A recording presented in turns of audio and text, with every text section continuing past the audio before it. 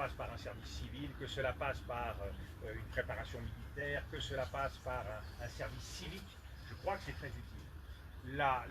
Le vote aujourd'hui, l'enjeu du vote me paraît d'abord être un enjeu de participation. Et il s'agit là de mobiliser toutes les catégories qui ont largement l'âge de voter, mais qui ne votent pas. Et qui ne votent pas parce qu'ils ne se sentent plus concernés par la vie collective. Donc de ce point de vue-là, il y a un immense travail à faire, que l'on puisse envisager dans les prochaines années.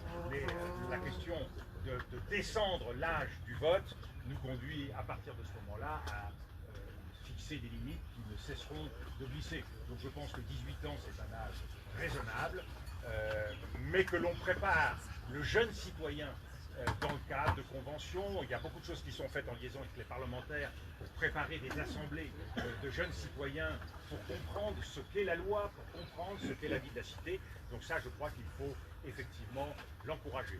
La deuxième question, c'était l'écologie. Alors ça, moi, je le dis très clairement, je me sens profondément éco-gaulliste.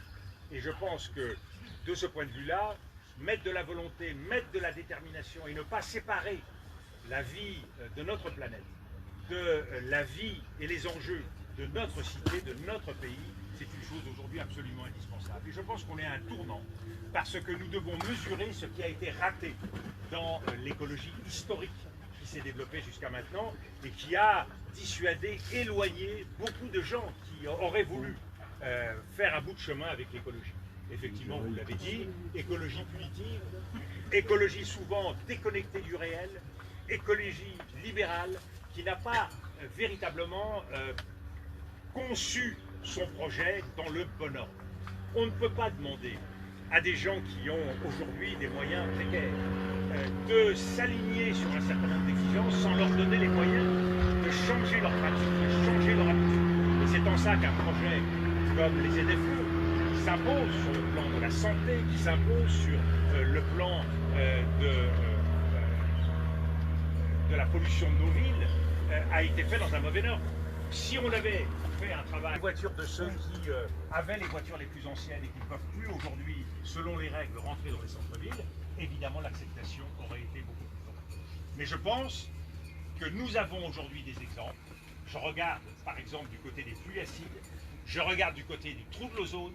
Dans les deux cas, la volonté humaine a été capable de renverser une situation historique. Donc il n'y a pas de raison qu'en matière de pesticides, il n'y a pas de raison qu'en matière climatique, on ne soit pas capable d'avoir des avancées aussi importantes dans la vie.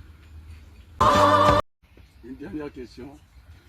C'est vraiment la dernière. C'est pas une question de tous les jours. Non, c'est pas Parce que la dernière question, elle était quand? Avant-hier. On a fait de la politique, c'est très bien. Je vais interroger les diplomates chevronnés qui n'ont pas peur.